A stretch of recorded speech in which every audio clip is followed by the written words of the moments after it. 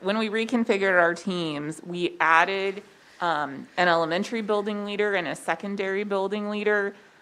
We thought that their kind of input on all issues would be really helpful for the team. When we discuss compensation, when we get there, I assume the team will agree, but Russ can come and give a budget presentation and any information that the team needs. So then it sounds like he's going to be an available subject matter expert. Correct. He's probably really relieved about that. No comment. So you all will know who else you're waiting on, but I know that Rachel and Jill put together an agenda and they sent it to me. So I know that they have things they need to cover based on the last meeting you all had. A subcommittee, like Jill said, worked on a document that I think Rachel and Jill are going to walk you through, and anything else they need to cover before I jump back in, and we're going to do a little bit of IBB refresher since we've got some new folks on the team. And I'm sure Rachel and Jill, if you want to lead more extensive introductions, I'm just kicking it to you. I mean, I think everybody, I thought we would maybe start with introductions, although that might be unnecessary. I think everybody knows everybody here.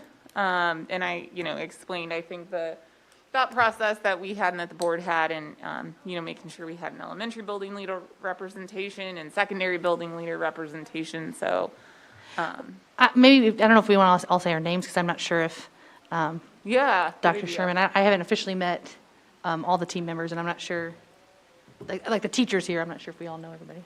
Yeah, I think we should do introductions. I mean, I'm guessing some of the elementary people like John Dirks probably may or may not know Scott Sherman. okay, that sounds good. You want to start, Dr. Schumacher? Glad to. My name is Mike Schumacher. I currently serve as the Associate Superintendent for Human Resources, and very, very pleased to be on this team again. I am John Dirks. I'm a 6th grade teacher at Brookridge Elementary. Brookridge. I'm Rachel England. I'm General Counsel for Shawnee Mission School District. And I'm Jill Johnson. I'm a math teacher at Shawnee Mission North. That's Michelle. Lindsay. Oh, Michelle, go ahead. Wrong person. Michelle Hubbard. I'm Associate Superintendent for Leadership and Learning, transitioning to Deputy Superintendent, and I really apologize for not being in the room, and I probably won't be in the room for another 3 to 4 weeks due to a surgery that I had, but I'm going to be participating as much as I possibly can. So thanks for being patient with me. I'm Jay Sharbett. I teach at Shawnee Mission West. I'm Abby Morgan, and I'm the principal at Shawano Elementary. I'm Linda Seek, and I teach Spanish at Shawnee Mission East. I'm Scott Sherman. I'm principal at Shawnee Mission East.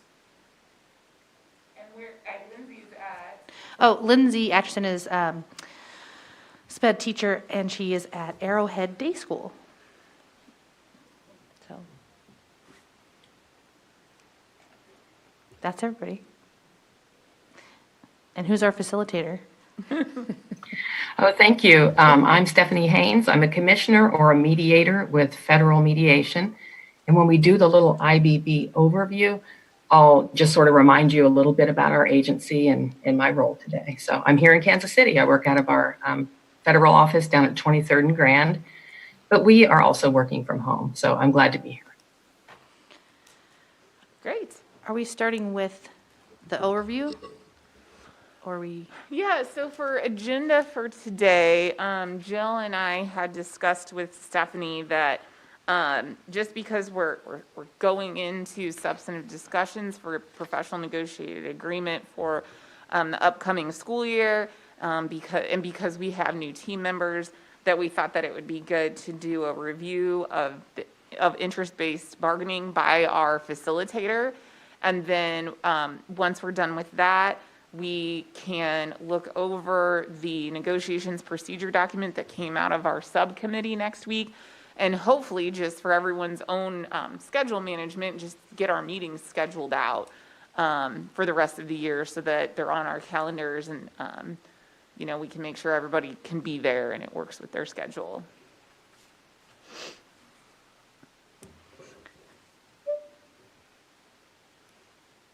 Okay, so then if it makes sense, Rachel, I think you had on the agenda that you guys wanted to go ahead and sort of finish the business that you guys went into last time review the document, and then I jump into overview. Is that right?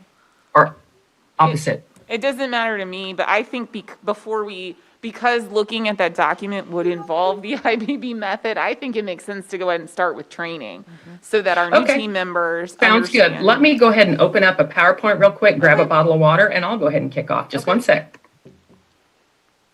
We're kind of in like the middle of our process on this thing we're going to talk about at the end of the meeting, so it might be helpful to get some orientation first.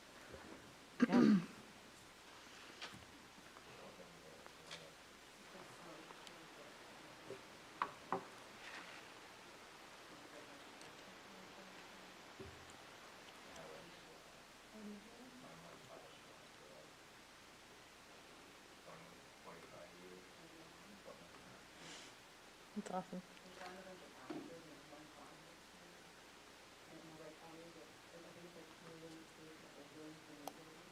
Yeah.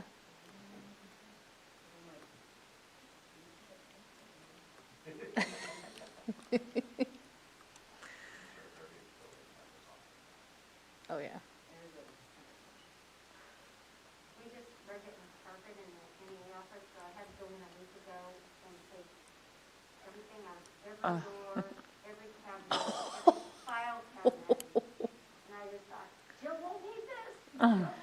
No Okay, paper. folks, I am going to screen share. You can just look at the screen on your laptop. If I am on the big screen and you can't see my screen share, just let me know. Because I think anyone that's observing, I think, sees it on the big screen. So you may have to help me out here. And so really quickly to start, I'm just going to talk as I open. So for folks who have done bargaining for a while, and if you have ever needed to have mediation, and if you're a school district employee on the bargaining committee in Kansas, you're probably familiar that there is the requirement to have mediation prior to going to fact finding, which, you know, most districts and hopefully districts continue to settle their contracts without mediation or fact finding, quite frankly. And when you think about the hundreds of districts in Kansas, you guys are pretty successful. But when there is a need for mediation, we come in and we usually try to, we meet the parties at the end. You've had several, usually very stressful sessions. You've come to a hurdle that you can't get past, and we sort of walk in when the parties are really barely speaking anymore. Literally, sometimes we come in as mediators and you aren't even in the same room anymore. Right, so that is really sort of the mediator's role in traditional bargaining. Now, the mediator's role in interest-based bargaining is very different. And so I am really more of a facilitator versus a mediator when I'm with parties that are utilizing interest-based bargaining. Okay, but with that, it is important for you to know that my agency is not a regulatory agency. We don't monitor, report, or score or check you on anything. We are strictly mediators and facilitators trying to create some space for parties to work better together. Our agency has been around since the 40s, back when there were a lot of strikes happening in our country. We were part of the Department of Labor, and they commissioned about 100 old guys to go out into the country and try to avert strikes. So it was a very reactionary sort of agency. Because strikes were, messing with the economy. The railroads were being built at that time. There was a big turn in industry at that time. And since then, we have morphed into a much more proactive agency. But again, not a regulatory agency. So I am neutral. I'm not here to advocate as I facilitate for one side or the other. My opinion really doesn't matter because it's not my contract. I'm not a teacher, professional. I'm not an administrator or a manager, and I have no kids in the school district. So while I want you all to be happy with what you have, I really should not and do not say what I think makes sense, okay? With that, I do want to tell you, sometimes I will tell you what I've seen other parties do. I cannot give legal advice. That's why you have counsel, access to counsel through NEA, and you have counsel with the district here on the committee. But sometimes I'm able to say, hey, I've seen this. Or, I may, if I think you're heading down a road that someone should be looking at, I may say, hey, should you talk to council about that? But just know that our agency doesn't take any responsibility for, any kind of legal counsel. And really, we don't advise. We just facilitate. Okay, so that's our agency. Now, also, we are confidential. So that means if somebody asks me, hey, how's Shawnee Mission doing? I don't get to talk about it, right? Also, I do take notes because sometimes I can't remember what all you said or did, although you have your own note takers. But our notes do get destroyed. In addition, you should know, not that I think you guys are ever going to go to fact finding, but I cannot be subpoenaed. Federal mediators are confidential. So, know that. All righty. So that's what I've got about my role here. I'm going to stop and see if anyone has any questions. And if you have any questions about my agency, there's about 130 of us in the country. 2 of us work out of the Kansas City office, which covers sort of the KC Metro part of Kansas. Any questions about my agency or my role?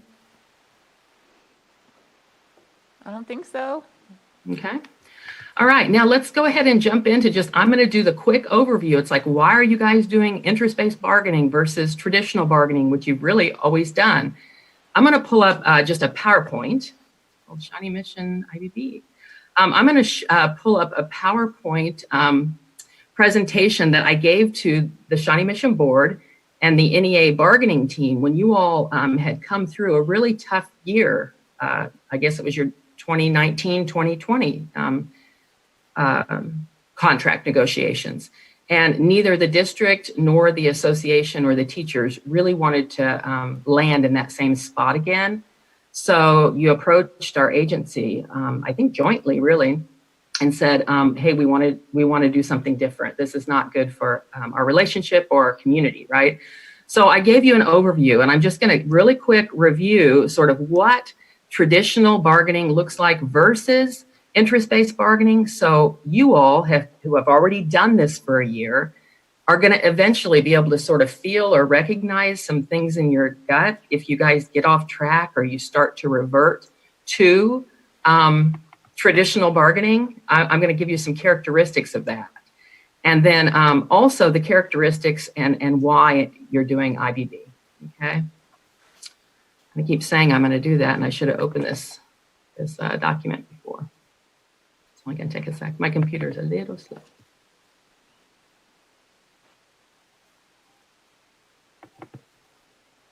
There we go.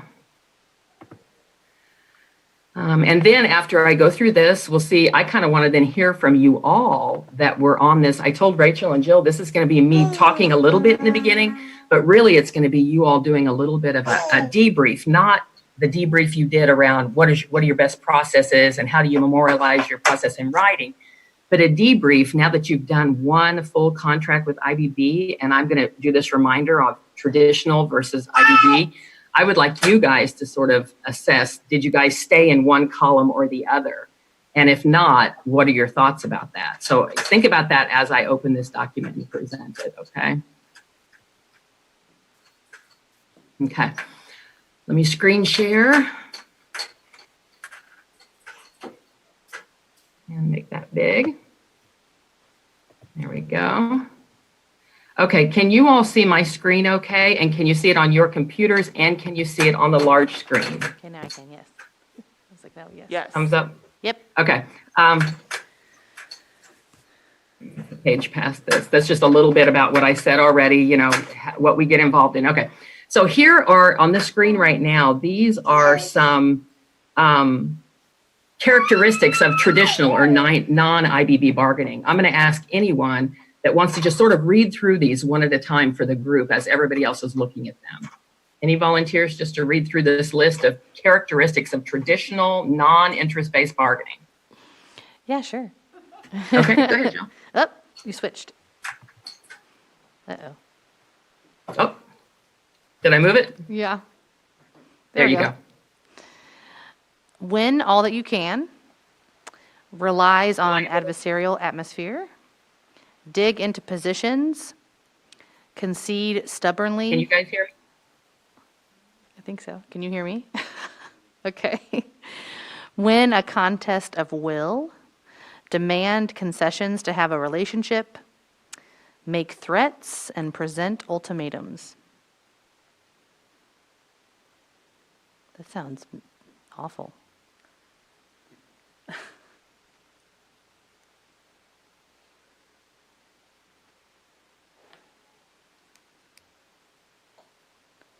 Did you hear them all? Hey, guys. Yeah, I'm sorry. I'm having trouble with my sound. Jill, can you hear me? Yeah. Okay, I was having you read through the traditional characteristics of traditional bargaining, and then I lost you. Okay. Did you read through that to folks? Yeah, I read them all. Okay. So when you look at that list, and I'm going to go ahead and move on to the IBB characteristics, okay, and then I'm going to see if you recognize a difference. Where are my IBB characteristics? Sorry about that. And by the way, when you read through that list, is that familiar to folks, the things that she read off in terms of characteristics of traditional bargaining? Has anyone been through that and you want to talk about what's familiar to you on that list and why you think that happens?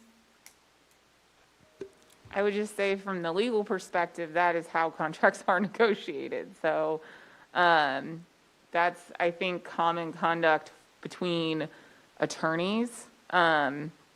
I don't know, and probably negotiating all sorts of other things, but I think we've made a decision as a team that that sort of style is not effective or productive for the relationship between the district and the board and our professional employees. Mm-hmm. And frankly, that we owe a bigger responsibility to our employees and to our community than to reach a contract in that manner.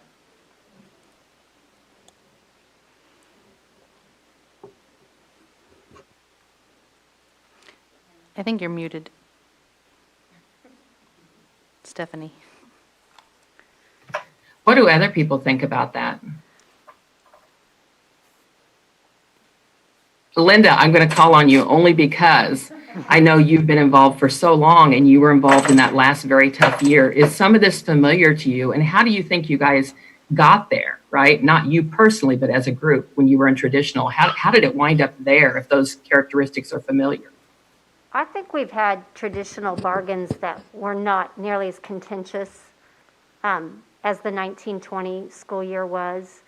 In fact, I think in the last several years, we had some really good discussions around the table, and I don't think it ever in the teams got personal. Even in 1920, there was a lot of frustration and but we were still able to work with the district in different ways. But I do think that the biggest one that stands out to me is it's winners and losers. And I think the IBB process, not watching it more as not a participant last year, really gives a lot of opportunity to listen to the perspective that different not only district and NEA, but just different roles that people play on the team have. It builds better understanding. And we've had years where you might have some understanding, and even going way back 10, 11 years, we've also just had some really frustrating years that really has, I think it's set up to be us and them. Whereas IBB, we kept talking last year about how it's, one team. I think that's a big difference. Mm-hmm. I would like to add to that. I've been part of a negotiations team for, I'm going to age myself here, but probably 20 years now. And I feel like that traditional bargaining is very almost like, I'm going to use an analogy of a basketball team. You have two teams, and at the end of the day, both teams want to win. I mean, it doesn't really matter how you get there. One person wants to walk away with a win. And I think that the great thing about IBB, and while we're so very new at it, it still felt really good to me last year, because at the end of the day, we're all here for kids and we should all be on the same team. It doesn't mean teams always have to agree. And and a lot of times they're not going to. And I think that's okay as long as we keep the main prize in front of us, which is kids. And we're all going to have to give and take a little bit to get to there.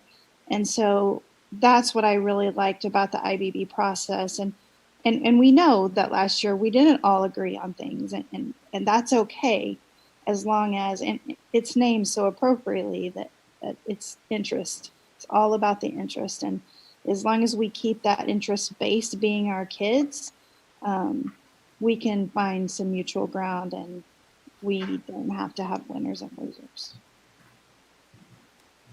Yeah, I think really well said. And one thing I want to tell you all, I observed as your facilitator, it wasn't always easy for you all, right? It felt really easy early on because what we do is we try to take on some low-hanging fruit, as we called it, things that you know you're not going to have a lot of conflict around. And, you know, people had been fresh off of the training, but there were a couple of times when you had some hiccups, right? But one thing you did is you stuck with it, right? A lot of times, not a lot, but sometimes you'll have some parties that might try IBB, and when there's a hiccup, they revert to traditional bargaining and they say, well, IBB wasn't any different or it didn't work, right? What is really important in the process, and we are going to review that process, is that you always revert to the process, because that's what can dig you out and that's what can save you, right? What is the issue and what are your interests? In other words, it's usually rooted back to all about the kids, right? People look through different lenses about the kids, but if you can just always revert back to whatever issue you're having, try to get back on that 5-step process, and you guys can save yourself, right? But a little bit of conflict and disagreement is okay. IBB doesn't mean that you always all agree instantly and that it's easy. It just gives you a process that does result in the best outcomes, not a winners or losers, not a compromise that wasn't the best thing for the students, but it was the best thing to make people happy at the table. So it is very, very different, right? And I come out of a labor background, and I remember years ago, and believe it or not, the auto workers were the first group that sort of tried it. They called it, you know, quality work life or something. They tried to do some collaborative bargaining, and it got a really bad name. And a lot of people that were bargaining on the union side of the table, they were like, well, I could never see how you can do interest-based bargaining, right? And I'll tell you what, once I started participating in it and training it and facilitating, tell you the truth, in traditional bargaining, I'm sorry for those people, right? Because they're not really getting the best outcomes for stakeholders in that contract. So anyway, so that's traditional bargaining. So thank you, Linda and Dr. Hubbard, for weighing in there on your thoughts on that. So, and I think that Linda said something like, well, it's set up to be that way. Well, I mean, literally, I'm going to move forward and show you. This is how your bargaining used to look, right? Now we're all behind computers, but when you were in a room, is that familiar? Yeah. Right, from the get-go, traditional bargaining is set up to be combative, right? It's a process that developed during a very tough time in the history of labor unions and associations and companies. And it literally is sort of set up to be us versus them. And that makes it really, really hard to do anything but a tug of war for power and to win, right? So now in traditional versus interest-based bargaining, the process that you do in traditional is never really talked about, but I'm going to have you look at this chart here. Usually there's a problem. Either the teachers or the employees know that there's a problem and they talk about it amongst themselves when they're getting ready to go to bargaining, right? And then they think they know what the best answer is to solve the problem. Sometimes it might not even solve the problem, but it's what they think they need to deal with the problem. Like, right, if we're going to blank, then we need blank, right? Management probably sees problems, right? And they are going to come up with solutions to solve the problems. Or quite frankly, management is struggling to solve problems outside of bargaining, right, without employee input, right? Because if it's not a mandatory subject of bargaining, they're just sort of struggling with the problem. So management may not come with very many proposals at all, particularly, but either way, they come to the table with a solution that they've not talked to each other about. So then they discuss. Traditional bargaining, you have a solution, meaning you make your proposal. Then you discuss, you explain why you're making the proposal. And then, the other side starts to say yes or no. They start to dig in whether they're going to do your solution or not, or in the best case scenario, after some, either good conversation or not so good conversation, there's a compromise, right? So which side of this chart is outlining traditional bargaining? Oh, that's a question for us. Left side. Yeah. Left side, right? So, right. So really traditional bargaining, you all come together to talk about a solution. That's the first time you talk about the problem when when one group or another has already got an idea on the solution. And then you have to convince the other party. So on the right side is more interest-based bargaining. There is a problem and the problem is brought forward. And the first thing that happens in interest-based bargaining is discussion about the problem. So you'll see tonight, and I know Rachel's going to share the issue statement form you all used last year. I think you have customized it to use this year. The issue statement form that you guys are going to use, you're not going to bring solutions. You're not going to bring proposals to interest-based bargaining for your contract. You're going to bring a problem that is captured on a sheet. And then the group, as a group, you're going to discuss the problem. You're going to unpack that problem, why it's a problem, why it's happening, why do you care? Then you guys together are going to come up with options, multiple options by brainstorming. What would the solution be? All right, that's what replaces your proposal. You brainstorm together to find solutions. And then you decide upon, through consensus, a joint solution. Okay, so it looks beautiful and sometimes people think, oh, yeah, right, that'll never happen. Well, it does. If you follow the process, that's what everybody on this team did last year for your contract. Right, so if you just kind of take a look at that, interest-based bargaining starts with talking about the problem and getting on the same page about, do you agree it's a problem? Why do we care? And then together create some solutions. Okay. Let me see here. Any questions on this? It's kind of counterintuitive if you've done bargaining for a long time. So here is, if we were in the room together, here's how we would be if we were doing interest-based bargaining. It doesn't matter which team you're on. It matters that you find a problem and you have common interest, a common desire to solve it. Okay? As you can tell, I have a baby on Thursday. She's usually picked up by 3 o'clock. Anyway, so guys, 3 ways to resolve conflict. I want you to take a look at this for just a second. Everybody can see that. So when there is conflict in traditional bargaining, what usually happens is we start to, one side or the other, or both sides do it simultaneously or in different ways. In traditional bargaining, when there's a conflict and someone on one side of the table or the other doesn't feel as though they're getting what they're asking for, right? We usually revert to, either saying, well, hey, that's our right, you have to do that. Or we try to show or exercise our power to force the other side to do what we want, right? So that's familiar, and it's not just on the association side, right? Management sometimes can say, hey, no, it's our right. That's management right, and we don't have an interest in doing that. We're not going to, right? Or, we have an obligation to do ABC, so no, we're not going to do that, right? On the union side, it might look like, hey, you have an obligation, or, the law says you have to blank, so you need to do this, right? We start to bully a little bit with rights or power, right? And that might be, no, we decide and we say no. It might be, we want it and we're going to make you, right? So that is really the way that conflict gets resolved in traditional bargaining. And that's usually when a mediator comes in and we try to sort of calm the parties and get you back to the center thing here. What's your interest? What's your interest in this? Right? So you say you want to have smaller classroom sizes, and I'm just making this up, right? If you want smaller classroom sizes, why? Right? And we try to get the parties to talk about the why and not the bullying. So any questions on that? Did anybody that did this last year, and it's not like calling each other out by any means, but did anybody feel like there were any times when we did IBB this last year, did any power or rights start to get exercised, or did anybody see any of that happen last year? I don't know that I did. And or were there thoughts like that? You can be honest, guys. I think you're comfortable enough with each other. I don't necessarily think that there was this, but I think we had to be reined in, or at least me, I'll say me, where I was trying to get to a solution quicker than before we identified all of the needs, right? So I think that was my biggest learning process. And I think maybe all of us did that.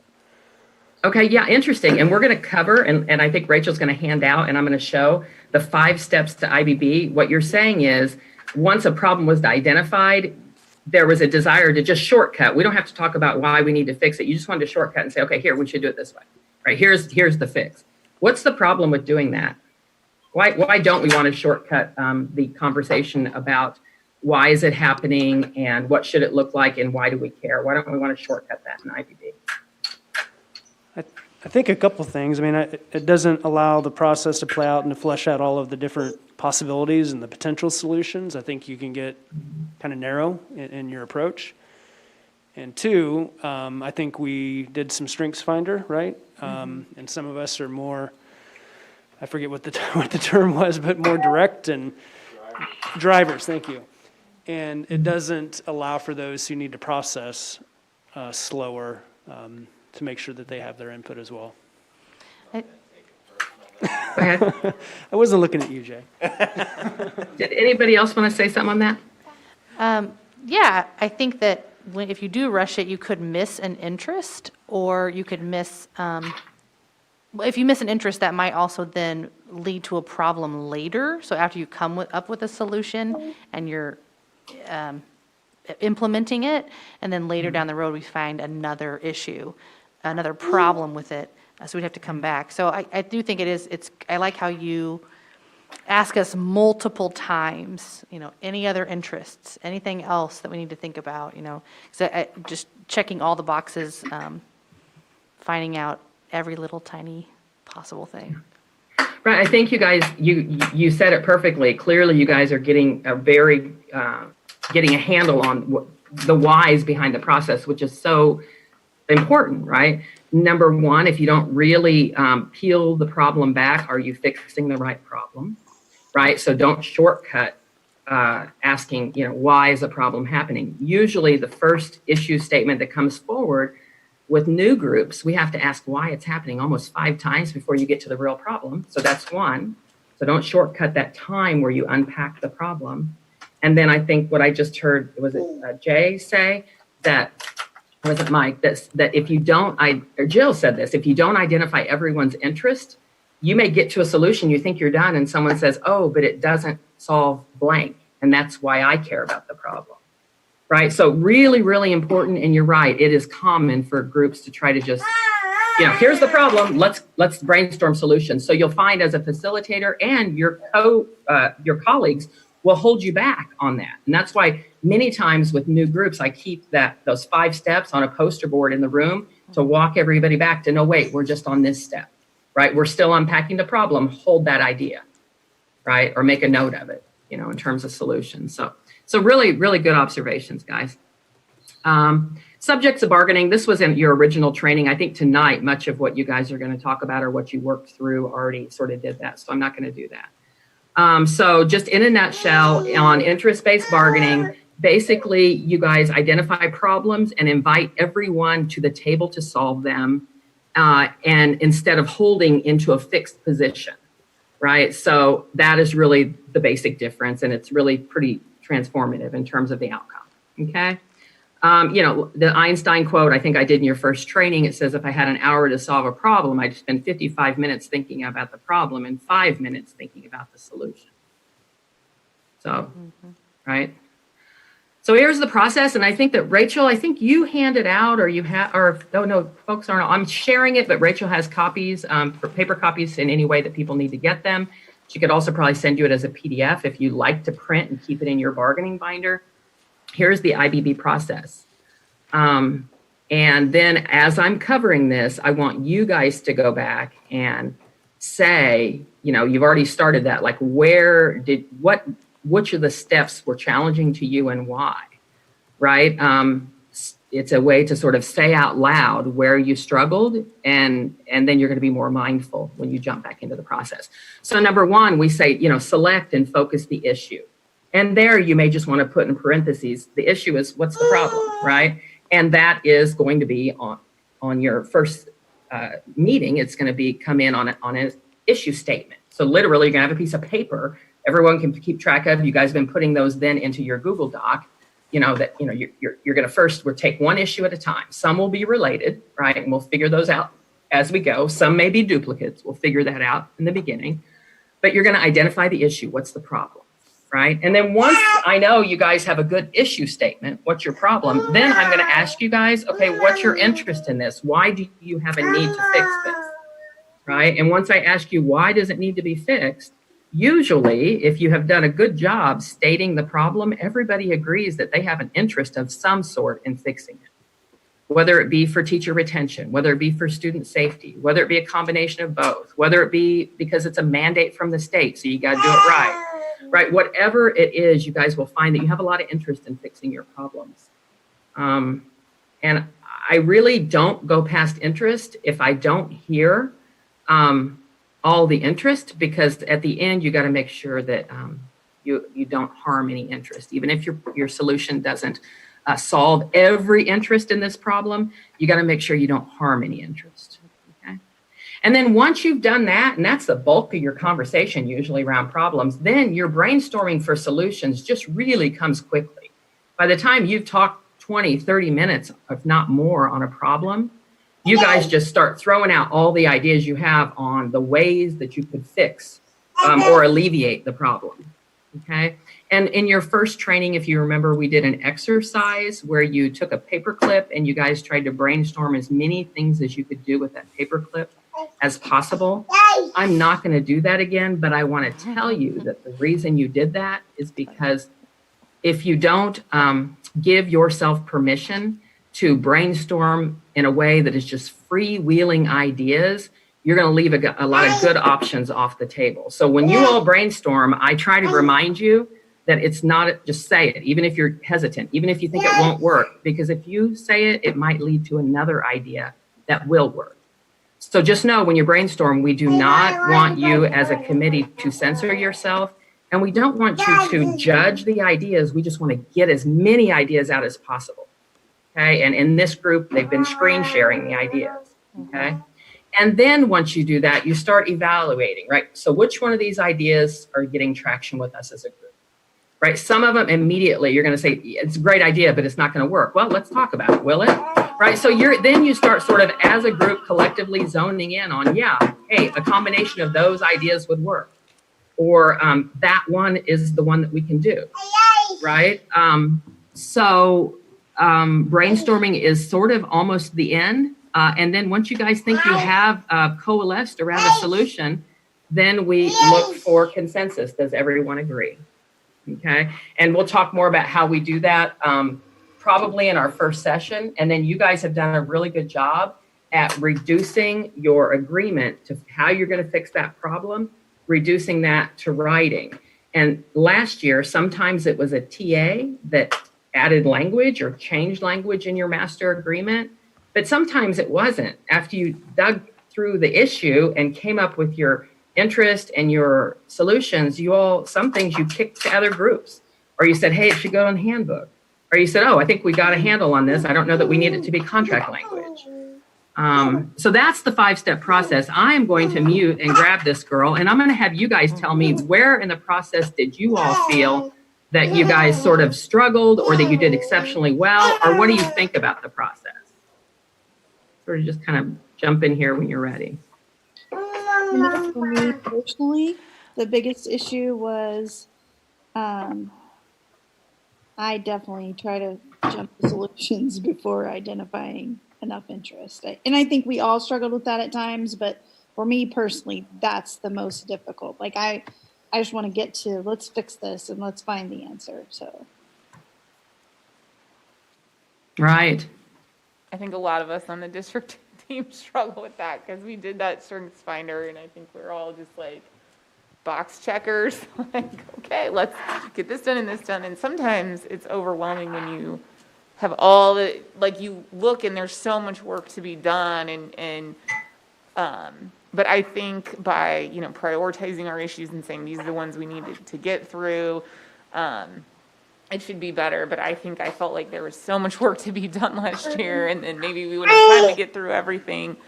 But, I think for our first year, I think we did a fairly good job. But yeah, I think the best benefit that comes out of this is, and I think Linda said this, the ability to really hear and understand what the interests are of our professional employees, and then the interests are of our administrators and our board, because that provides so much helpful explanation. So I think the more time we can spend there, the better. And I think it gets easier. And I think Yeah. building that relationship where we can call each other out on that too, like Jay, Lindsay, John, whoever. I hope that we're to a point in our relationship where you'd be like, Michelle, slow down. We got more interest to do here. So I feel like we're getting there, and we'll continue to get better at that. But that's just for me. Did anyone struggle with, I think there were, and someone earlier talked about in our first training, we did an exercise that was, what is your communication style or your working style? And folks were able to identify if they were, they were 4, but not everyone's all 1, but like you were their driver, you were like, okay, I get it, let's get it done, right? You want to move, right? There were folks that were expressive. Those are people that do want to linger with possible solutions. There are folks on this team that are analytical. They're not real comfortable making final decisions unless there is some very scientific or numbers data, or if there's a real tangible way to know that what you're looking at is correct and that the solution has been, would be applied properly. They want to analyze it, right? And then there are also people on this team that are also just amiable, that, in the team, a role that they play that I think is important is that making sure no one's left behind, making sure that the group feels good about where you're landing on something, right? Those people are going to be the ones that are going to be a little more interested in hearing from, hey, Mike, what do you think? Are you good? Like, those are the people that are going to be keeping everyone together, right? So all those roles are important. No one is clearly one, but I think that this is a process where you start to identify which one of those you are, right? And you all did a great job of giving grace to each other. I think someone used that phrase last year, and it's in your ground rules. Maybe I liked it. Meaning, hey, if someone is analytical and you're going to have to spend an extra 20 minutes on some data that he or she feels like the group should look at to be sure, hey, be patient with that, right? Drivers were always pulling you back. Drivers meaning Rachel or who else. I think Rachel's a driver. I'm a driver. We're always pulling you back saying, slow down a little, right? But you're also the one that can push when we need to, right? So just keep in mind, everyone's different. Their approach is different. What I always warn parties about is do not assume that someone does not like the solution or does not agree that it's a problem just because the way they get there is a little different. Okay, so we try not to make assumptions about each other in this group because we know, like Michelle just said, we know that you're comfortable enough to say if you don't agree with something and why. In fact, if you say you don't support it, we will ask you, well, can you tell us why, right? And can you think of other solutions? So that's important to keep in mind. I didn't want to not flag that. There's a reason we do that in your initial training. Did anyone struggle with freewheeling brainstorming? Did anybody self-censor? What was that like for people? I think I remember, Rachel, you might have been talking about, or we all talked about how if we throw out a solution, we didn't want it to be a proposal. Because you might just be throwing out a solution and then we find out that it's actually not feasible. And so not wanting either the people on the team or the audience watching to think that this brainstorming solution is going to be a proposal that ultimately gets done, or get nixed. Yeah. Or that it has the backing of the party that we represent, because this, for Dr. Sherman and Dr. Morgan, is a little different and a little weird in that we don't caucus. So there's no going back to double check and confer with what was traditionally your own team members and be like, wait, are we okay with this? Is this going to be problematic for any group or anything? So sometimes it's just that hesitation that I'm scared to throw something out because then what if later, well, it was your idea. Why? And now we find out it's an illegal solution. Well, you should have known better, right? So, right.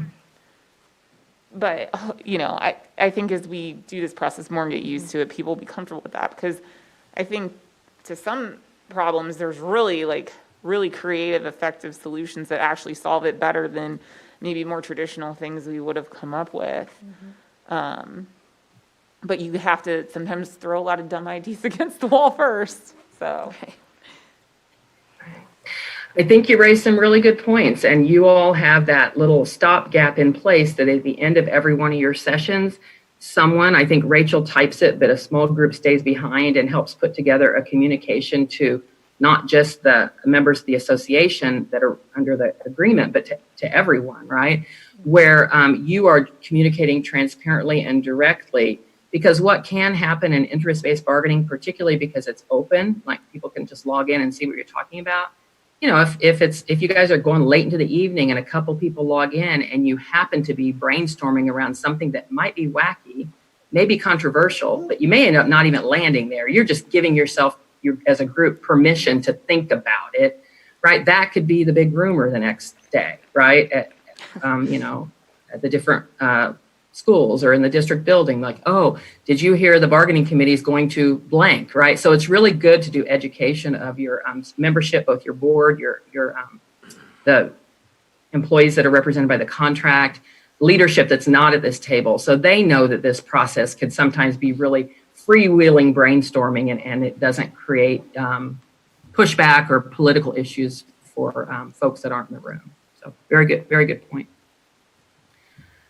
Okay, so there's the 5-step process you guys will use. And, you know, the other thing that has been important is, I think between Rachel and Lindsay, who's not on right now, they are pretty good now. When we started, I would open a Word document, and once you guys talked through and agreed upon the problem statement, I would start, making notes of your interest, and then I'd start making notes of your brainstorm solution. You guys now are doing your own note taking. It's really good because so much of this is sort of gut and spur of the moment. And if you don't capture the things that are coming up, you might lose them. So while we don't move ahead to just jump to solutions, sometimes we will sort of make a note so that when we do get solutions, we don't forget what that person just said, right? So you guys are doing really good at note taking. I don't know if there's any change you need to do on that. The other good thing about note taking as you work through the process is, if you come to the end of your meeting time and all you've done is identify the problem and the interest and you haven't had a chance to brainstorm solutions, that's okay, because you have notes. And when you're back together, you can pick it back up at that point by reviewing the notes. Okay, so I would say keep that process up. Anything else on the 5 steps, guys?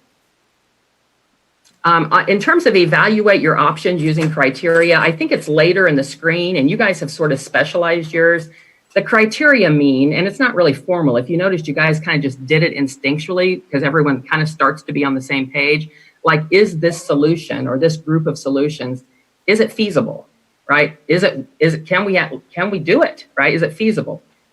Is it affordable, right? And if it wasn't, we didn't say, no, this isn't the solution. We said, okay, we don't know yet. That might now that solution might go to our economic negotiations, right? Which is a little later in the process, right? If it's affordable and we were iffy about it, it may now be solved, but you have to see, do you want to then put the money towards it, right? So is it feasible, affordable, legal, I think was one. Beneficial, does it solve the problem?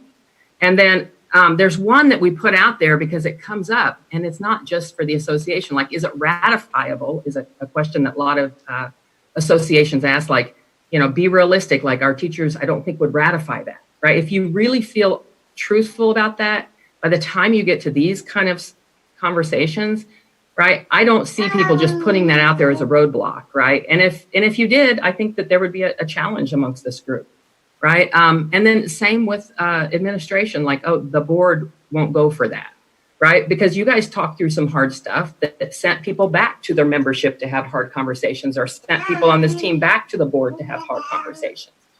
Right. So I think that was one of the criteria. Is it affordable? Is it feasible? Is it manageable? Is it beneficial? And then is it acceptable? Right. You guys never really got bogged down in that too much. Am I remembering that correctly? I think so. Sometimes when you talk about the interest so much, it feels like you get sometimes you just get really pointed to a specific solution. I suspect at some point in the future, there's going to be issues that are more difficult.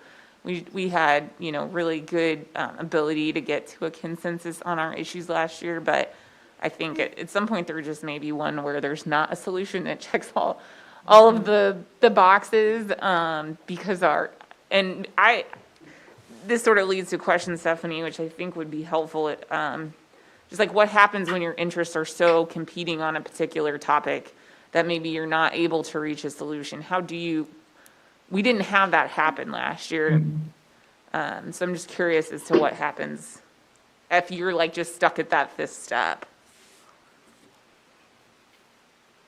I think that's tough. I mean, I don't see that happen very often, quite frankly, because despite the sort of rhetoric that may be out there in the world or the country, despite that, when you really do spend a lot of time talking about the problem, the interest totally overlap. I've never seen a group of staff say, we need to fix that because, and their because is from their lens in the classroom every day.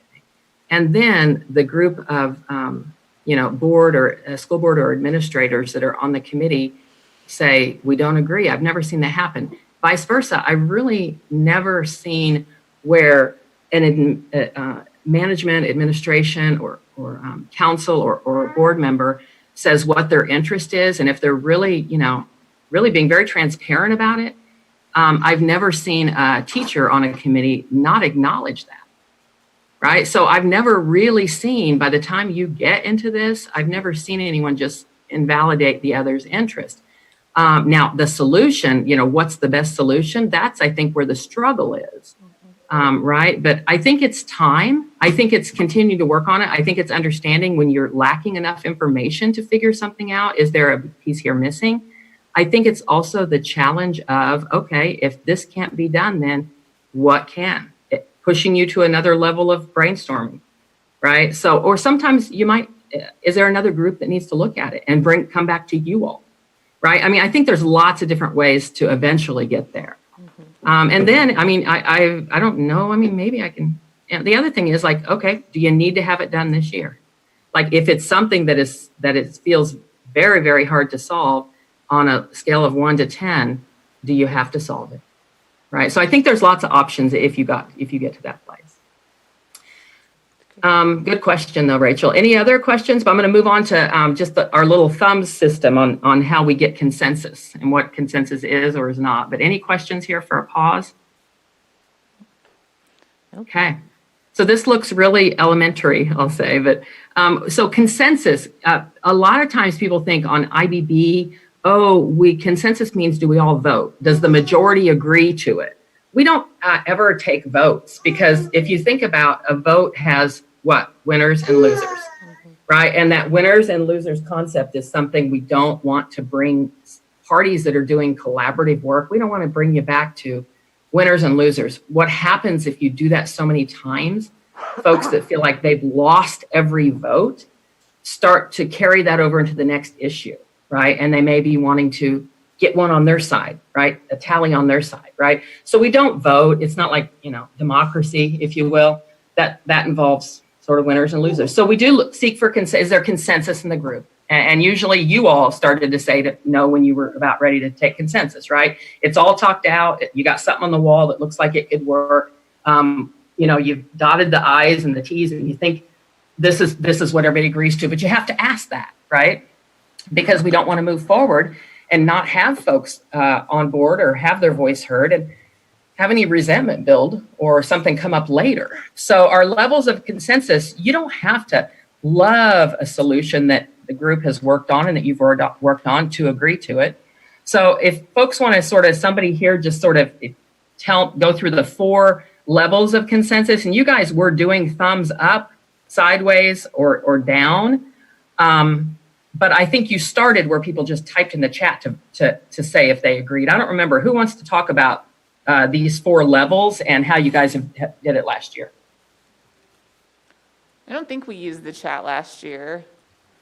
I think when it looked like we were circling on a single solution, Stephanie, you would usually say, ask the team if we wanted to do that. And then if everyone agreed that we were ready, then we would do it. I don't think there was anything where we had a thumbs down vote. I think that there were several where we were up, some sideways, some up. But it's just a way to see if we have agreed on a solution or if people can accept a solution. Once we feel like we're circling it. And then we all do it at the same time. So nobody's like, there's no ayes or nays or anything like that. Yeah, I think you said it right. Can you accept it? So just know that sometimes people were like, I love it. Guys, we did great. High five. Like, this is it. That this is going to be great, right?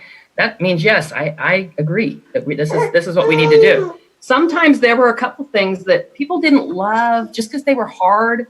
Maybe they weren't the perfect solution. Maybe they saw some things that didn't solve the whole thing, but they felt that the process got you all, as far as you could get, and it would alleviate the problem. So they said, I can live with it. Right? I find it acceptable. I can live with it. Kind of thumb sideways, right? And then, so thumb sideways can be, look, I don't really love it at all, but I'm not going to not support it, right? Sometimes you may be the outlier, like, I think that's totally crazy, but clearly you guys are, feeling okay about it. It seems to pass the criteria. So sure, I won't block it, right? There can be thumbs down. That's not a bad thing. If you really feel like, and you're, that you cannot agree with where you all are on a problem, on the solution, it's okay to thumbs down. Just know that the whole group will sort of challenge you saying, what we're going to spend more time. We're going to go back and say, what specifically is bothering you? What don't you like about it? And we're going to then also ask, like, you got to offer another solution, right? You can't just say, I don't agree with it and not be part of, figuring it out, then another solution. So consensus is not near as hard to get to. Like Rachel said, sometimes it was just like, oh yeah, let's do thumbs, right? Because everybody was there already, right? So I just wanted you to know it's not a vote on IBB. Okay. I think this is about it on my overview. And I know there's a couple things I'm going to have Rachel and Jill and anyone else talk about, but let me just see if there's anything else we want to touch on. Listening is important. This was just guidelines for consensus. Some of this will be in the ground rules. I think Rachel or Jill are going to review. When you guys did your first training, you all came up with the ground rules you wanted to follow for this. So I thought it'd be good to review for the new folks. Okay. But here is sort of how my review ends. Here are the common problems that start to undercut your IBB process. If you do not set aside predetermined positions, like if, either side, which you really are one group now, but if either side prior to coming to the table has already made agreement that they feel strongly and they're going to come in and advocate a particular solution before we've even unpacked the problem as a group, that starts to be problematic. So don't carry somebody else's water in, right? And if you're folks that, hold on one sec. If you're folks that are your sort of peers and colleagues that are not on the team, feel strongly about something and why, it's okay. Bring their message to the team, but we just say, don't do it in a way where you're not being transparent about it, right? If you say, hey, the board really feels strongly about ABC, that's okay. What's not okay is to not share that and instead just sort of keep digging into a position you're taking, right? Another common problem you already talked about, not spending enough time on interest, shortcutting the process. And you guys did get tired sometimes, and instead of shortcutting the process, we just found a stopping point and picked it back up. Another common problem is if your constituents don't understand the process, which we talked about, education's important, right? Hidden agendas, which is kind of the first thing I said. So those are common problems. Don't let them creep in, right? And I didn't see any of that. I challenged you and you challenged each other to be transparent. And it was hard, but you did. You guys do use subcommittees sometimes for communication. Who's going to go get information that we need? Who's going to draft this language? Or you may use subcommittees that, may include people on this committee and outside this committee if it was a specific issue that you guys just needed expertise, subject matter experts to weigh in on. So I think just know those are good tools for you. And I think you guys get that. And then before we get out of here tonight, Rachel's going to go over ground rules. I think that you're going to go over the document that you guys put together that sort of captures this process for you all. And then we do want to talk about just logistics in terms of what your bargaining schedule look like. And we're going to have somebody walk through the new issue statement that's been put together. So those are the last 4 things I think that are tied to the IBB overview. And I think that gets us through the agenda. I'm going to stop sharing and I'm going to be quiet for a minute and see if there's anything that you guys feel like I missed or anything anybody wants to ask or say. I have one, and Rachel, you're probably on top of this already, but since we didn't have any chance to talk about it ahead of time, on the ground rules, I know that you're going to go over them. I wonder, and again, maybe you've already planned this, if we should not just go over them, but maybe because we have new members, see if we want to add or change anything.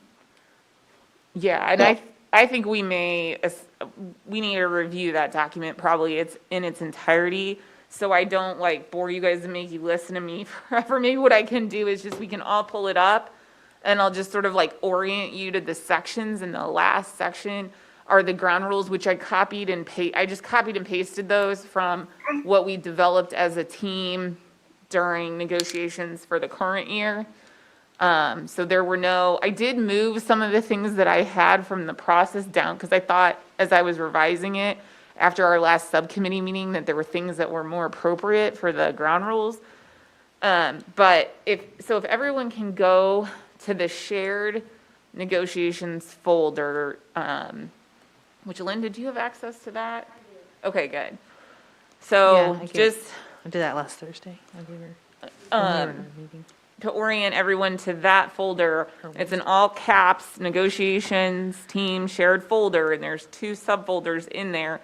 One for last year, which is our first year of IBB, and then if you click on the folder labeled 21-22, that's for this year. So that's just something we've used just to organize ourselves, and since we're a team, really we shouldn't, the thought was we really shouldn't have hidden work product. We'll wait to introduce our issue statements to each other, but then it should all be there and be accessible to everyone. And in that folder is a document entitled Document Regarding Negotiations Procedure. This comes out of an issue statement that we did not finalize during last negotiations about, maybe we want to have somewhat of a documented, I'll say, procedure for negotiations so that really simple practical things, like we all know what the schedule is and how many team members we have, down to how we're going to exchange issue statements and notice letters. And then we thought maybe this would also be a good document to incorporate the meeting norms that we developed into. So I'll just really quickly go through the 5 sections, and then if anyone thinks that, the point of and something we discussed during our subcommittee is that this is just for this year. So whatever form we decide this takes, if it's just a document, if it's an MOU that we sign, if it's a document that we sign, whatever it is, this is us deciding that this is what we'll do for negotiations for a 21-22 contract. So I know that's going a bit to the solution, but we pretty much agreed during our subcommittee meeting that this is something that we're deciding works for us for this year. Next year, we likely will not have the same 10 people, and they need to sit down and look at it and say, does this work for us? Is there anything we can improve upon from last year? And also some of it was just because this is the first time we've done IBB, we did not know what we were doing with our notice letters that were required under the act, how we were exchanging them. And there was a big question mark on how we did that last year. So we tried, I think, just to hammer it out. So the first section is method for negotiations, and that just reflects an agreement that we are going to use IBB, that we are going to use a facilitator, that we will be a single team as is intended under the IBB process. And that's it. I mean, just agreement that we're going to use IBB. The second paragraph says that for this year, we're each going to have 5 team members. And then the third is our timeline and our procedure.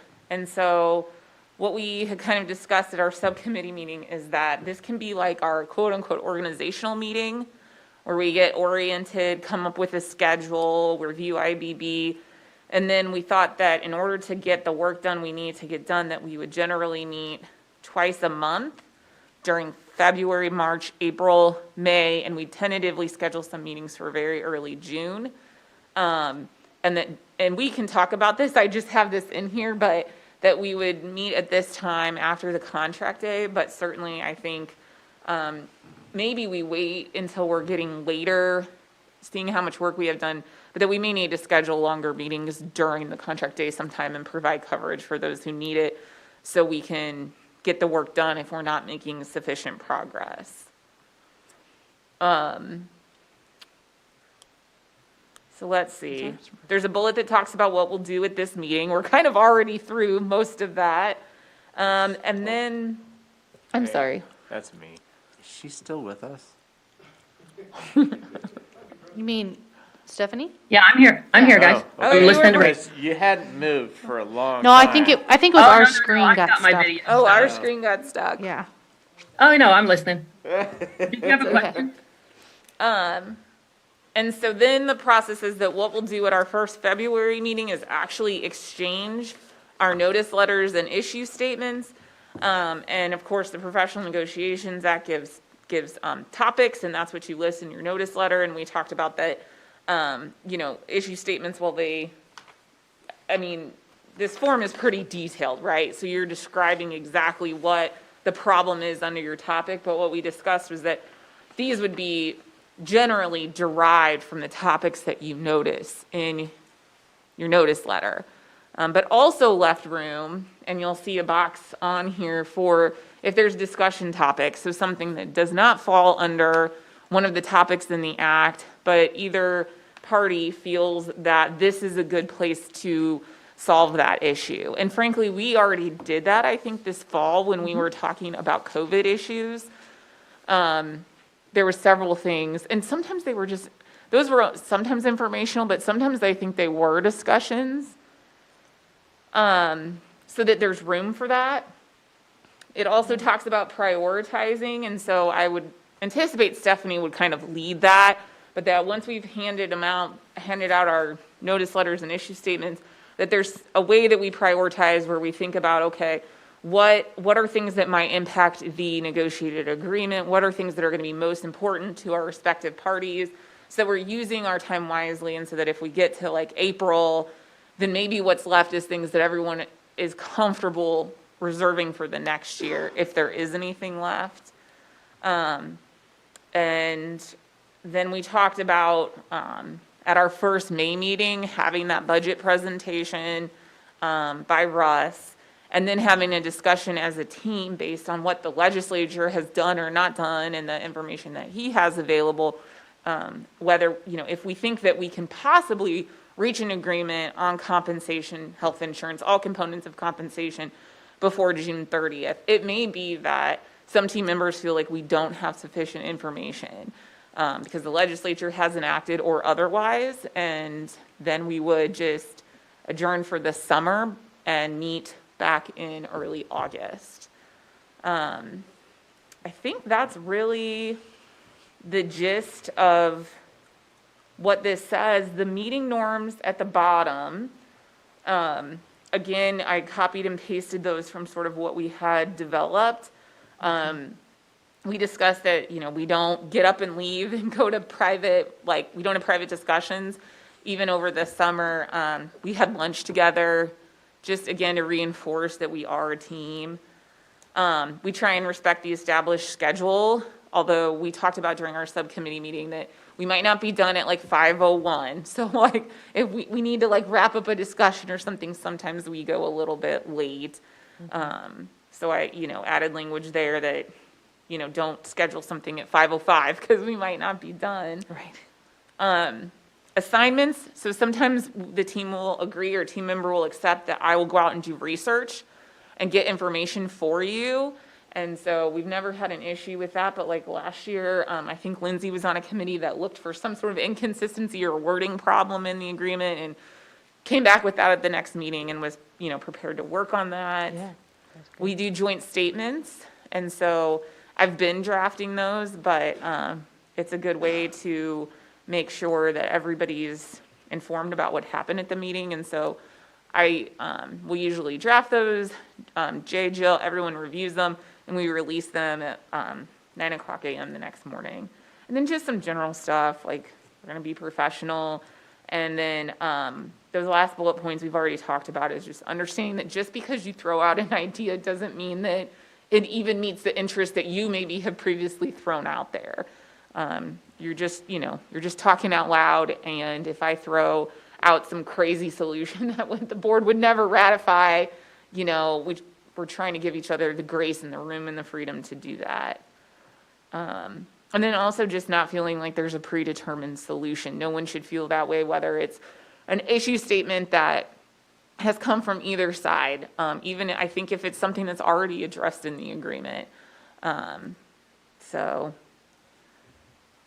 I don't know how artfully I covered that, but that's everything. And I don't know if everyone's had time to review it, if there's anything missing, if there's anything that needs to be revised. So I'm sorry, I'm trying to figure out where the page numbers are, but it's on the last page before addendum A, where it's the last paragraph. Issue statements that reflect items noticed in notice letters will be given priority. The team will address issue statements in priority order. If the team does not have sufficient time in February through April meetings to address all of the non-compensation issues, then unaddressed issues may be carried over negotiations. I'm struggling a little bit with this because I'm not sure if that's in the context of how our subcommittee talked about that. I can see where discussion items maybe carry over, but if it's a permissible topic of negotiations and it was in our notice letter, then I think we have to make time for that, even if that goes beyond April. And I think that's the intent there. I just want to clarify that. I think we owe that. I think we owe that to both sides. Not to say sides, but both of our constituents that we represent. That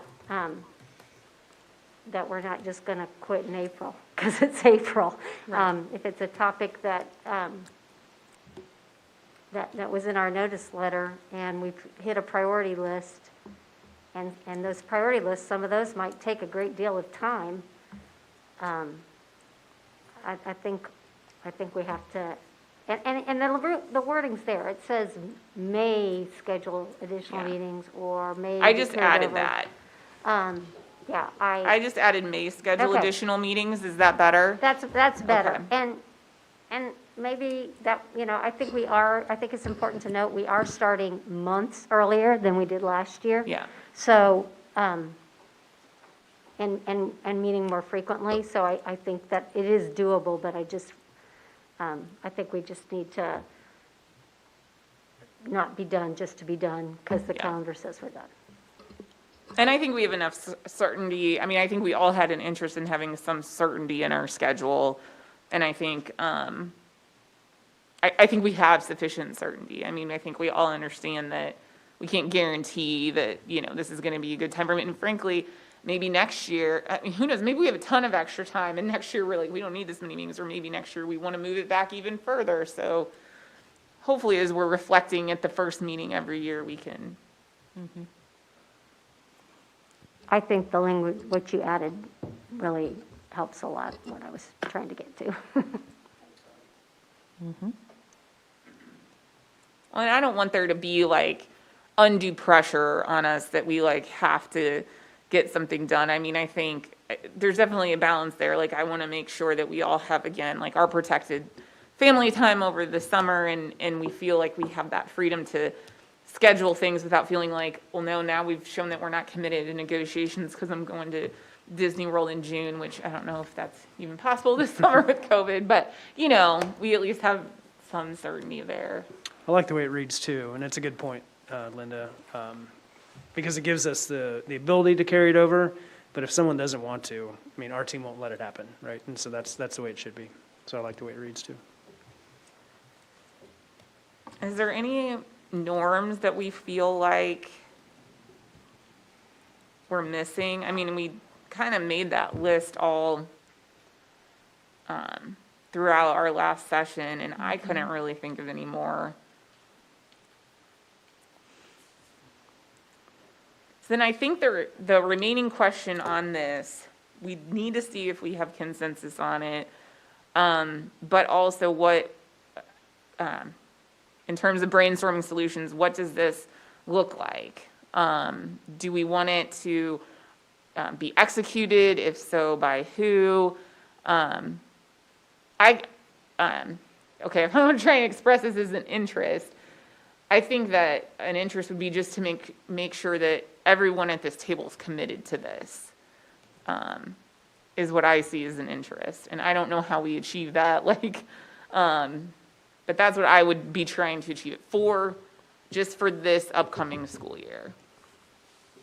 And I think it's self-enforced is the other thing I would say. I don't see this as being something that, someone can hold up and try and catch somebody with. I'm not seeing it as that. I think it's a team self-enforcing it. Okay. I like the idea of, I guess I'll throw out the idea of all of us signing it as an agreement, as a commitment to each other. This is what we're going to do. As a starting point. What do other people think? This is Jay. Still wrapping my brain around how to say it the best. I think agreeing to commit to this is a good thing. To me, it's always the hang up of how to do that. I mean, that's why I think, maybe, and this is me just spitballing here, is like at the bottom, just having a commitment of members to honor this, or, and that's what we're signing, is the commitment to do our best of following it, versus kind of, it's more low key and it's more honoring the fact that this is kind of a living document. Jay, would it help if not only we were signing it to agree to do this, but that we also might say we're signing saying we agree, but we also are signing saying we'll hold each other accountable to it? Because sometimes, with no ill intentions at all, someone's going to do something that violates one of those things for whatever it is. And I would hope that we have a good enough relationship where you can say to me, Michelle, we agreed to this, right? So would it help to add that we'll hold each other accountable piece? Obviously in a professional sort of way.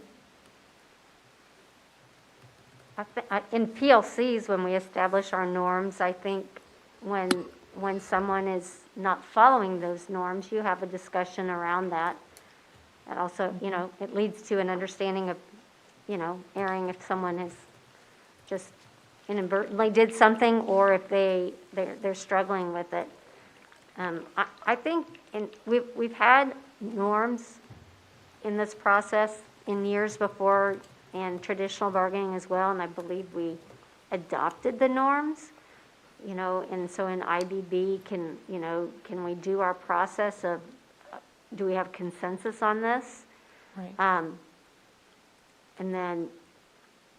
And if we do that, is that as good as a signature? I mean, if we go on the record, we're being recorded tonight, everybody sees it, we can state it in our joint statement or reflect it in our minutes that we can all agree to this. And then with those norms, as Michelle said, I think, if someone feels like we veered off the path, we need to be able to have that conversation and get back to work. So, I'm not against signing anything, but I think, the IBB process might be, we have consensus, and and note that and move on. Do we want to just do like a separate TA? Do we need a TA? Because it's not going into the agreement, it's not going into the agreement. I Right. think, I think we'd want to note it that this would be the starting point for the next year's negotiations, you know? This is our document, what worked, what didn't work, and I think when we start the process next year, that's a natural place to start of, hey, this was a good plan, figured we needed, maybe schedule a few more meetings in the spring, or, the timeline worked great. I think it also goes into part of the trust building part too, of like, we all agreed to and be committed to this. I don't think, to me, the signature part or any other type of thing is a catch-all of underlying, and it feels to me of a distrust. And if we're all sitting here saying we're agreeing to this, then we've agreed to it and we're good. I would also like to hear from John. I haven't heard you, Abby, Scott, Wow, Scott, that's a Abby, teacher in new her. members. Chime in. I mean, we all have spent a year together through, honestly, good, bad, and some ugly. And so, as new members, what do you guys think? John, you're not a new member, but Abby and Scott, you are. But John, you also, I'd like to hear from you as well. No, I completely agree. I've kind of been taking over Lindsay's role, I think, and doing our own note-taking on our side over here today. So, yeah, no, it all sounds good to me.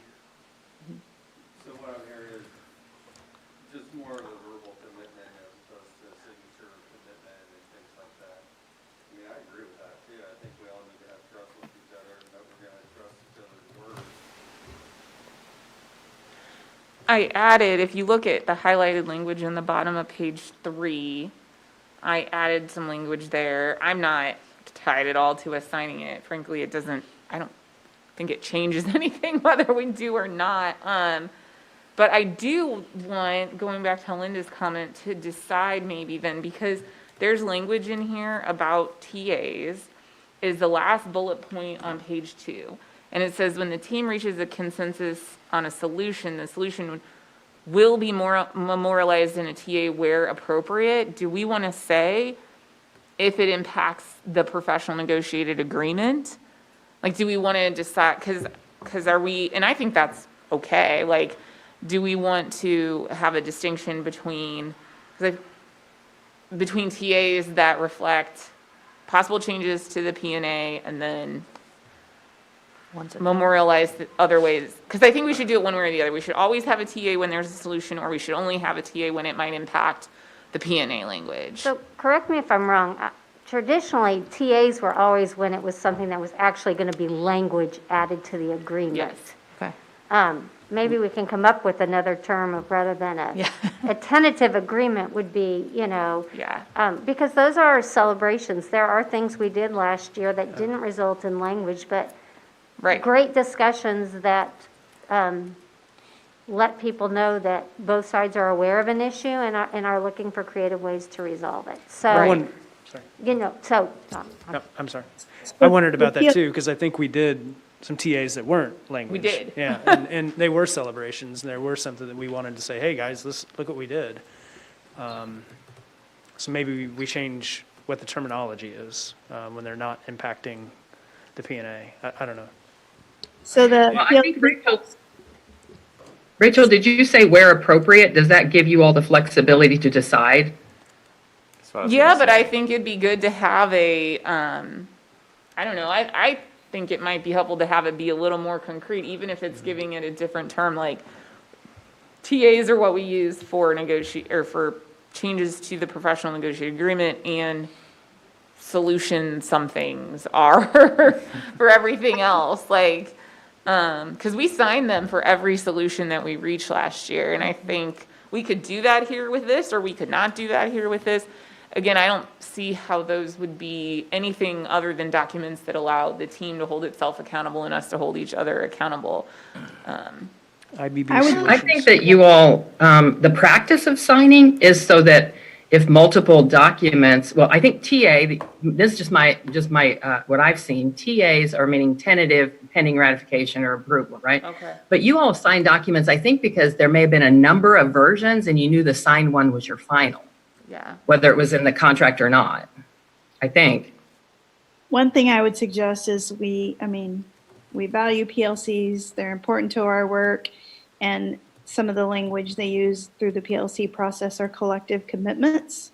And that's what this would be a collective commitment. So we could model that same language so that, most schools that have engaged in the PLC process know what collective commitments, what that refers to and what that looks like. So it would be an opportunity for us to use that same language, if just food for thought.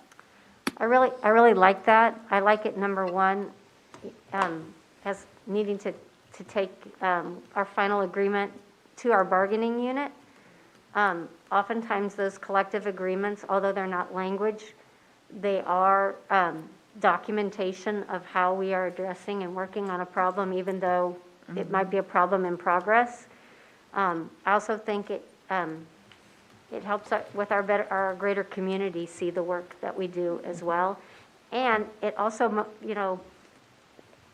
the negotiated agreement really memorializes what happens from year to year. And there needs to be a place where, at some point in the practice, we come back, and if a year later, something that we did a collective commitment on a year ago, we've made progress, you want to report back on that, or you want to say, as a result of that collective agreement, now we've identified, there's actually some other issues that we've identified. And so it helps that historical perspective as new people join teams to kind of know what the work happened the year before and to help moving forward. It's called a collective agreement? Commitment. Collective commitment. Collective commitment. CC.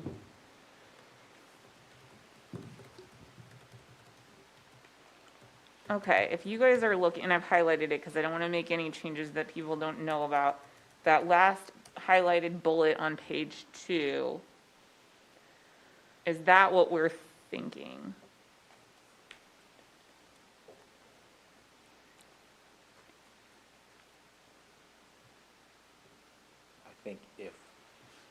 I think if we're doing a collective commitment, I don't know, I feel like we're getting. Do we need a separate TA? Well, no, I think we're just getting hung up on signing things. I think if the team makes a collective commitment, it is what it is. Right. Do we need it documented somewhere, though? We would document it, but I'm just saying it doesn't need to be signed. It doesn't need to be signed, okay. In a collective commitment, okay, Yeah. so take out the signing part? Yeah. Okay. I agree. I don't think it has to be a sign. If we are all I do think we all give a thumbs up Yeah. here, yeah, we're all into this, and because it's exactly what it is. It's a commitment that we have collectively agreed to do. Correct. And those collective commitments go into our shared folders like the TAs do. I gotta make another folder. Okay, so how does everyone feel about now how that last bullet reads on page 2? Much better. Better? Yeah. I was gonna make a Smarky driver comment earlier, but now I don't have to. You and my husband both, Jay. Okay, so that's, okay. So then what about the language on page 3 highlighted at the bottom? Do we even need that if we do a separate collective commitment?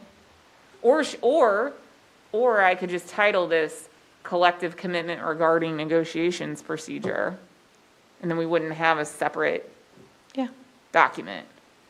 I guess in our joint statement or somewhere we can use this language here that this action was taken. Historically again, to refer back, when did we do that last year? How did it happen? I like that idea. Okay, so the title, I'm going to change it to collective commitment, what I can't spell, regarding negotiations procedure. for the 21-22 professional negotiated agreement. I could put a date on this somewhere. I'm gonna take out that highlighted language at the bottom of page 30. Well, just at the end, just put revised on. And put today's date in. Because I like that, because I actually also think we may be in the middle of this and say, it's not working, like. So Well, maybe- I was actually gonna ask, do we need something in here about, if at some point, like, that someone on the team feels like this process isn't working, where we would kind of revise, or like a feedback loop with, like, if there's a team norm that multiple times we feel like has not been held to, at some point in the process, do we have to take a pause and come back to our procedure ever?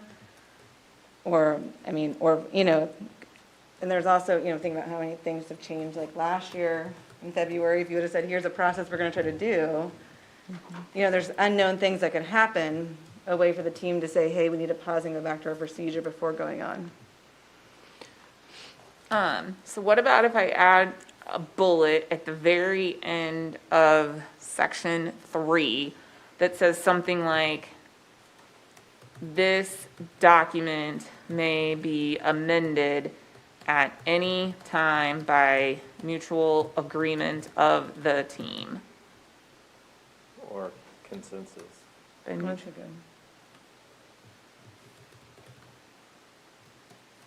I think mutual and consensus is redundant, by consensus of the team. Yeah. Okay.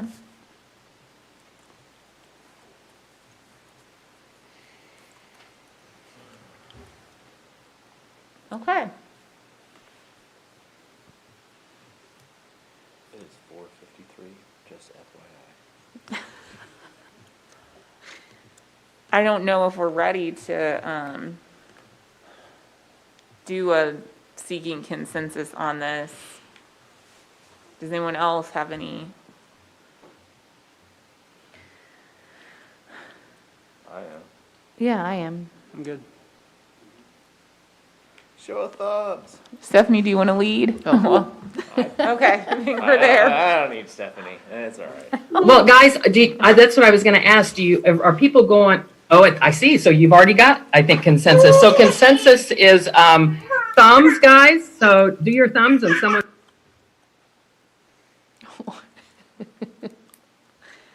Okay. The baby doesn't like it. I'm just kidding. And then that document, Rachel, were you guys gonna sign it or no? No, we're not going to sign it, but could someone turn it into a PDF just so that we have a non-editable version? I got you. Thank you. And then I'll just reflect in our joint statement that we reached a collective commitment, or I'll find the right. Maybe for people out there, define what a TA is opposed to a collective Commitment. commitment. Yeah. Yep, okay, I'll add that in. It is almost 5, as Jay says. Might lose my words. Well, it's Thursday. Okay. So while Rachel's sort of doing those final changes so folks can start looking at, is that your complete document? So I've heard a couple things just to confirm. People said it's sort of a living document. Folks said, you can change as needed. But is that something that's going to be in the Google Drive? Is it something that's distributed? Is it something that, I don't think it goes in the contract, but so how is that something you guys will just refer to it and know that's your guide, or how do you see yourselves using it? Well, honestly, I think the process of coming to it was maybe more important than regularly going back to it, because I think it just puts us on the same page for timeline and how we're actually going to go about getting our work done this year. But I would guess that if there's a question about, well, why can't we meet in July? I don't know, something, then we could go back to that and say, hey, this is what we talked about. This is what we've all agreed to right now. Do we want to have a discussion about amending our procedure, and then let everybody give their thoughts and interests on that? But also, I kind of think we all know what we signed up for now, which I think is helpful. I think last year we did it handwriting on butcher paper, but we did have our norms posted, and I think that's not a bad idea to put it on Yeah. you know, a couple pieces of paper, so it's up there. Or at least putting it like at the top of each agenda, like review of norms. That's kind of what we typically do with, when we're meeting with our PLCs is, you know, just the first couple of minutes is just quite reflection over the team norms to make sure there isn't anything anyone wants to address related to that. Yeah. I like that. Rachel, Jill, I have one last question. I forwarded you an email that was your original ground rule notes. Yeah, I saw But I that. just came across it, and I think that if there's anything in spirit in those that you didn't really capture in the agreement, that might be worth just sending out. And the new folks would get a feel of how you all approached it, or whatever you think, but I did forward those to you. Yeah, I looked through those and it Minimum. seems as though our addendum Yeah. has them all in there, just in different wording. The ground rules that we had back in June. Those are what I copied and pasted, and then I just like Worded them made up. some of them Yeah. more full sentences or. Right, okay. I just wanted to make sure I didn't have any that you didn't capture, so that's awesome. Just in terms of a time check, guys, I know if folks can go late, Rachel and Jill said they could, if we can go another 5 to 10 minutes for any final wrap up Rachel needs to do on that document. But also 2 other things. Someone was redesigning the issue statement form, and you all did want to go ahead and review the calendar for your IBB session date. So if we have time and if folks can stay another 10 to 15, is that okay? Is this the No, we did not, we talked about possibly revising it, and that was based off a discussion where I think that I had a totally different view of what our interests on the table were, but then I had a much better understanding after our subcommittee met, and I don't see any revisions that would be needed to this. Yeah. And our procedure is based off the words that are already in this in terms of using the word discussion, and so I don't have an interest in revising this in any way. I think it works under the procedure we adopted. Yeah, there's a spot to put the article number if it's relating to something in the P&A and like the title and that kind of thing. So I think we're good to go with the form issue statement that you provided last year and that we used last year. Do we have this as an edible? I'm hungry. It is dinner time. Editable. I forgot the T. Editable? Yes, and I know, right? I think that I put this into a Google Doc, and Okay. I might have the Word doc, so I will write myself a note to share that with you so that you guys have it. Yeah. Then we can type on it. Yeah. What happened? And because I think that, the homework for your first, IBB session to, start IBBing your next contract, folks will need to come with the issue statement. So whatever form you all decide to use, I'd say if someone can take the lead on that and then just make sure everybody's got the right form that is friendly for you all. Yeah. Issue statements folder is empty from last year. What? FYI. Oh. Little louder, please. Oh, he was looking at last year's folder and it said it was empty. So we'll just have to tell Rachel. But anyway, yeah, so we're happy with our issue statement. I think she's got a way to either make it in a Google Doc, we can make it so that we can type on it as opposed to writing in ink. Ain't nobody got time for that. Yeah, no. But I think we are going to talk about our calendars, but 2 people had to step away for a moment, so. Okay, yeah, and I'm ready to open my calendar. And then the other thing is, when we set our next date, Jill, is that going to be our first IBB where we do want issue statements to come in? Yes. To the extent that we can. Okay, then in that case, that first session is really going to be, like we did last time, going through each of the issue statement, whoever brought it forward, explain your statement, right? Identifying if there are any that are duplicates, if there are any that are really linked together that we want to make sure that we sort of approach around the same time or at the same time. And then also some issue statements, we immediately say, oh, here's some information we're going to need to dissect that problem, right? So I think your first session is really going to be doing that. And then if you're lucky, depending on how many issue statements, we may IBB a very simple one. And there's always one that says, oh, that's just an easy change, right? Or just get consensus on anything that's just like a housekeeping fix in your master Right. agreement.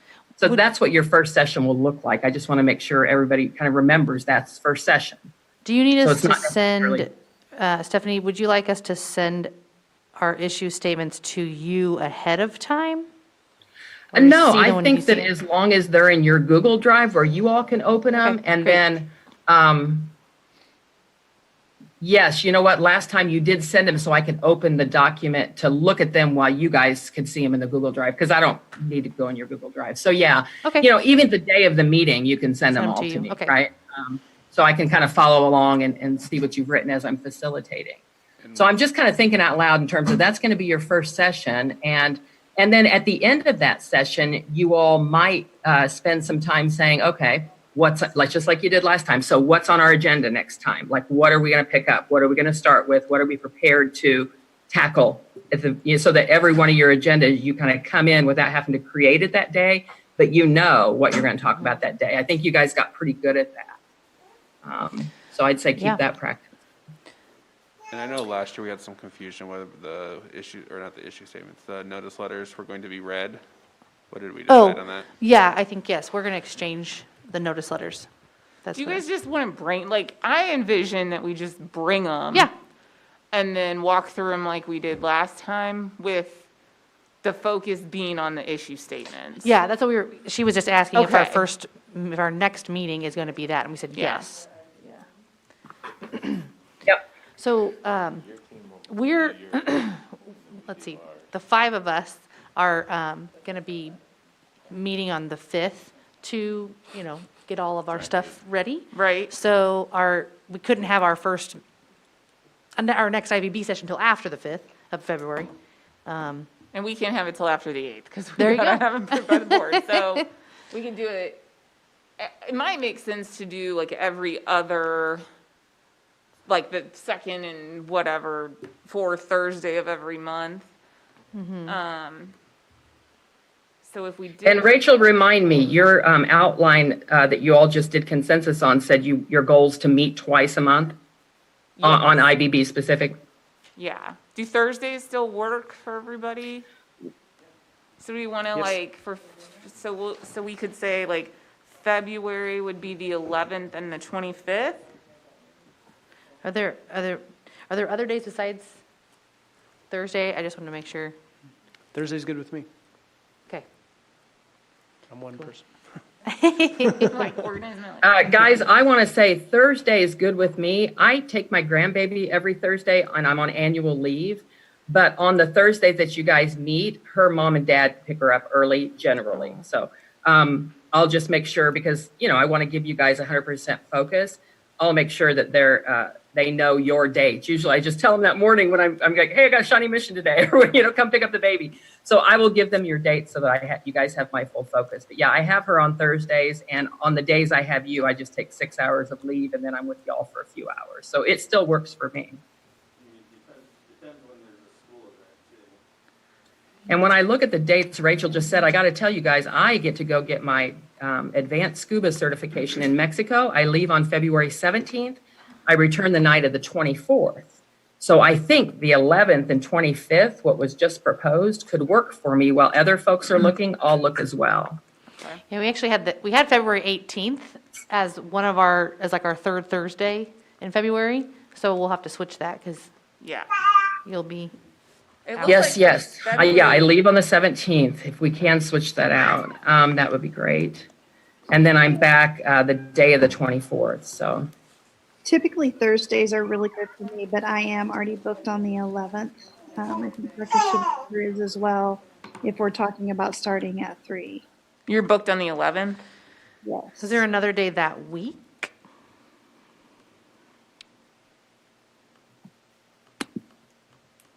Like a Go Tuesday? Tuesday. Yeah. Tuesday the 9th? Starting at Oh, 3. staff meetings, sorry. Wait, what? What are those again? I'm just kidding, sorry. The If we're 10th? starting at 3, I am already booked that entire week. Sorry. That's good. Well, do we just want February to do well, and Stephanie can't do the week of the 18th, right? What about February 16th? Oh, wait, that's another Tuesday. I keep doing that. It is PD day. Okay. Yeah, February 16th is an all-day PD day. Would they tack a staff meeting on at the end of that? I'm looking at the, I would not have one. I think, I mean, I can, Could we I get think John even- permission to miss a staff meeting if there was a staff meeting? I don't know, does the 16th work? Um, If not, I don't, and also for Yes. Stephanie. Yes. Yeah, I just now looked. I don't. I have an IBB training on the 16th Oh. from 4 to Okay, 7 never mind. on Tuesday, the 16th, unfortunately. This is my fear, you guys. That's why we have this procedure. This is to solve all of these problems. Yeah, no, we'll be good, we'll be good. That's what we're doing now. let's go back to the 11th. Yeah, Dr. Schumacher. Why don't do we you move think- ours, Dr. Hubbard? Okay, I think we might be finished by 3 anyway, Right. in looking at it. Let's go We'll back to the figure it out. 11th. We'll figure it out. Let's go back to the 11th. We'll figure out Aw. something to put Figure on it it. out. 11th is good for me. So the 11th and 25th, and it would be the same dates in March, the 11th and the 25th. Let me check. 11th. Let me check that real quick. Yes. Both of those work for me. So we would take off the 18th in both of Yes. those months. And I will have my assistant send everybody calendar things tomorrow. We said the 11th and the 25th? Mm-hmm. Okay. That works. Okay, March 11th and 25th is good for me as well. Is it too early to lock in April, guys? No. No. Okay, I'd like to, yeah. Let's do the whole year. When is spring break? That's the 5th through the, Well, March 19th is my birthday, and that's what you guys, when we moved the PD Flex Day to that day. So I was pretty excited about that one. well, I have a board meeting on my birthday, so Okay, things never work out. So we could do we could do what, the 15th and 29th, or the 1st and some other day? 15th and 29th work? 15 and 29? 15, 29. That 15th and 29th of April. It's a little bit of a break between. 15th I already had in my calendar, so yes, that's good. Okay. The 29th, I'm good. Okay. And then May would be the 13th and the 27th.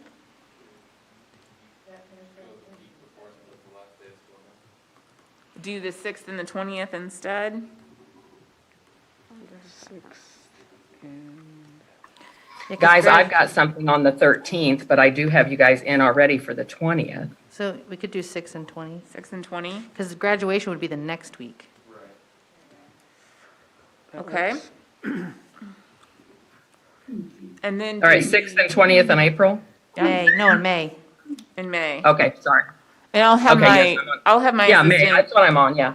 So send that's all May these to you 6th, too, 20th. Stephanie. My assistant will cancel the ones we already have, and then I'll have her send all new ones to Okay. all 10 of us, plus David, plus Clayton, plus you, and then I'm gonna throw my pen. If she could do that, that would be great. Soon, that would be great. Before I start filling in things I'll from have her emails. do it that'd be- tomorrow. And then do we wanna pick some days in early June to do maybe like, Yes. just in case we think we can get comp done? Yes. I would be open to just trying to get them on the first week of June. Like right after Memorial Day? I'm Yeah. booked the 1st and the 2nd, but I can do 3rd and 4th. And cannot you do guys, the 3rd and the that's going to 4th? be I really can do tough. the 3rd and the 4th. But not the first and the second? Uh-uh. So do we want to tentatively schedule June 3rd and 4th for like No. middle of the day? No, no. No, those are going to be the last 2 days for principals, and for me, that's going to Oh. be real tough. So if we waited until the week of June 7th, at least the elementary and middle school principals will be gone. And Okay, sorry, Abby and Scott, but when they're gone, my life becomes a lot easier. Not Abby and Scott, of course. No, just kidding. Specifically. Not them specifically, but just generally, like the 4th, I think we have scheduled a district leadership team meetings and things like that because it's kind of like closing down the school year. So I'd prefer if we could go out to that week of the 7th. But once we get to the week of the 7th, I am pretty darn open, at least right now. I'm open that week as well, so far. What if we did the 7th through the 9th and just hold them? Okay, Something like I was that. gonna say, I'm not open the 10th Perfect. during the evening, I- so.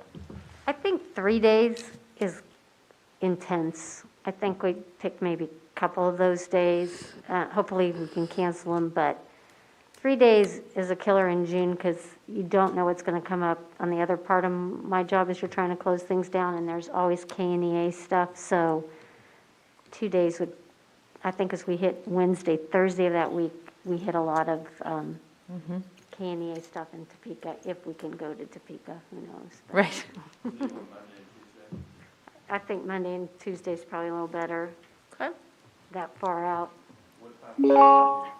How about I just put the holds on for 9 to 3? 7 a.m. I'm just Yeah. kidding. No. I know.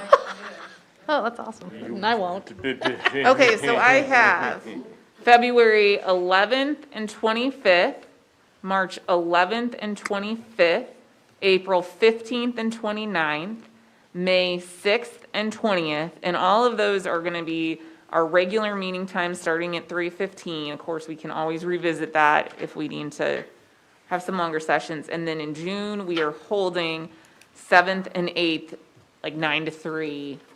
And we can see if we need to keep those dates as we get through compensation. Or economic, I guess I should say.